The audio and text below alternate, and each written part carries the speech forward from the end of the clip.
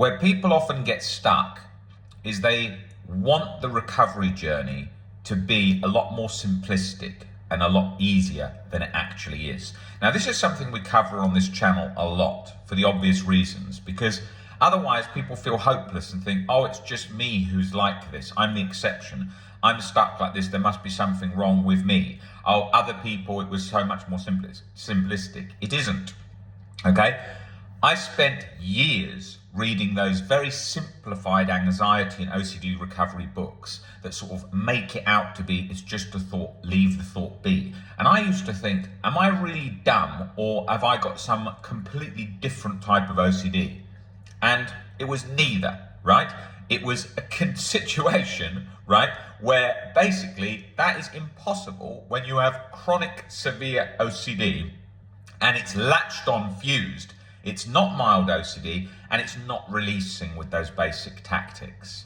So the recovery journey, as we break down so often, takes looking at those strongly held, rigid, black and white irrational beliefs, chipping away at those and bringing down that catastrophized cycle that's keeping you stuck 24/7 in that chronic anxiety and guilt cortisol soup-like sensation.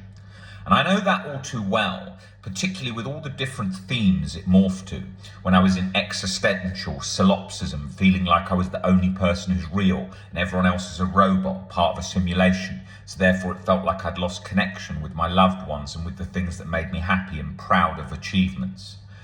Then with sensory motor OCD, latched in the cycle of a sensation, feeling like I was trapped in my breathing, trapped in the sensation of noticing the end of my nose out of my eyes because of just slight sensations that were being fueled by the fear of being stuck forever.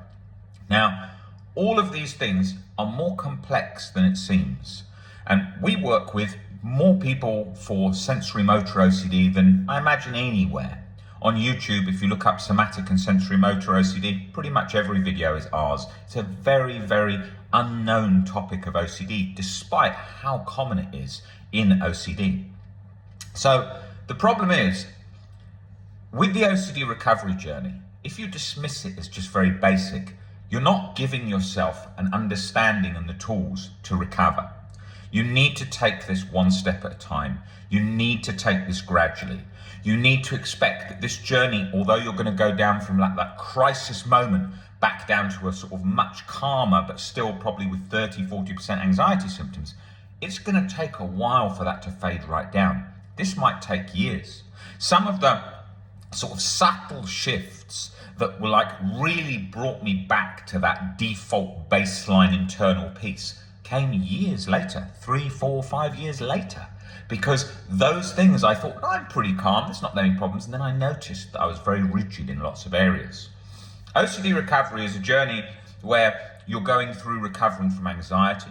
Maybe there's anger there. Someone like Nick had a lot of anger. It was disrupting his life. It was making it very hard for his relationship, his career goals. He really couldn't handle anger. He had this feeling, I need to be heard. And that was one of his big triggers. And so was having to learn to sit with that discomfort, no matter how strong those feelings felt of, I need my opinion heard.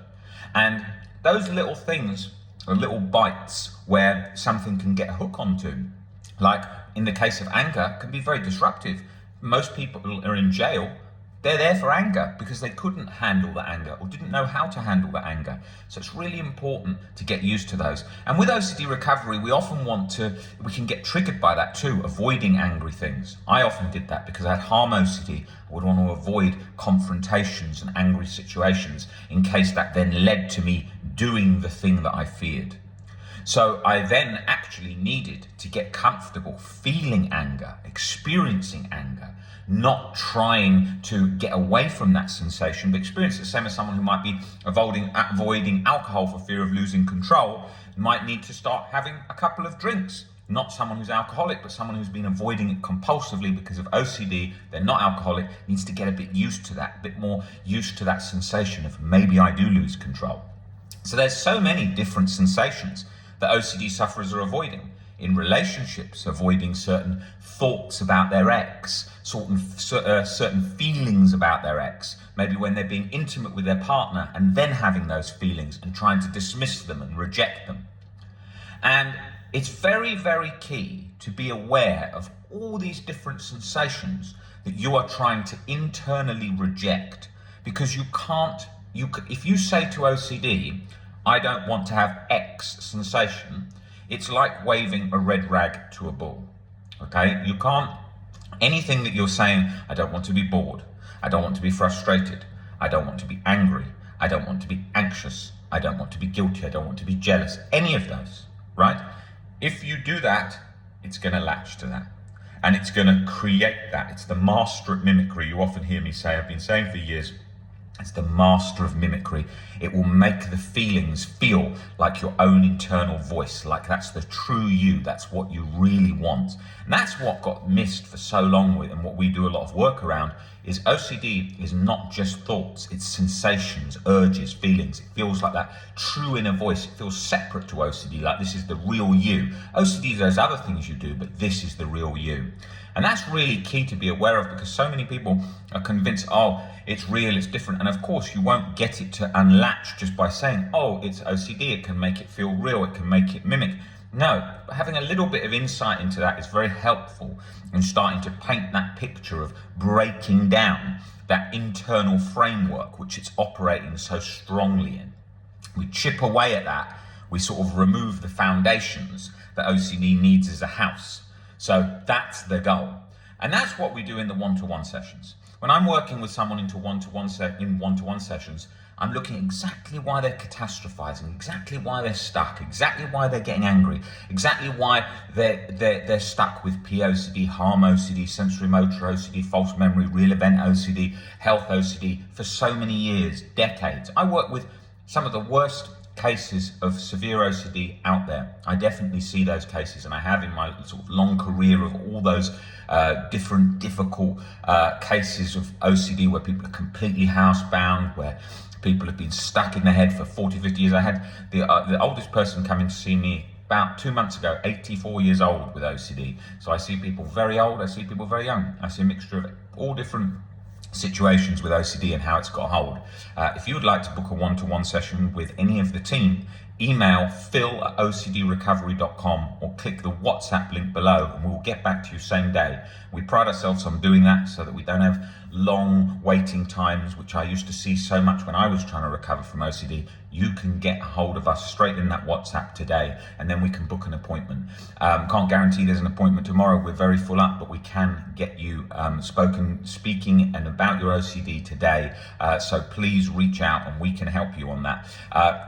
What we are doing is specifically looking at exactly why you are stuck. There's not going to be anything that stumps us where we think, oh, I don't know why that person's stuck. Oh, that seems very rare. It's just anxiety. There's nothing else. There is something that you're scared of, some catastrophizing going on that's keeping that cycle going. And that is keeping that locked up mechanism. Maybe it's chronic guilt internally sort of self-defeating you. Maybe it's chronic anxiety that's sort of bubbling away under the surface, or just sort of simmering away slightly out of reach. Some days you feel like, I'm not even that bad, I haven't even got OCD.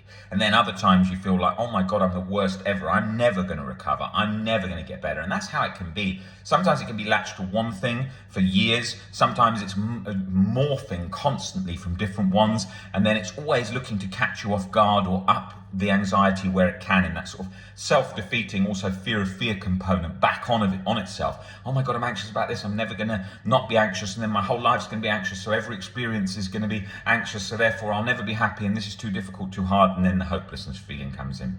So you've got a brief understanding there of how a lot of it's operating, and now you're going to have to put in the work and practice, persistence and time to make those shifts to restore baseline default inner peace once again.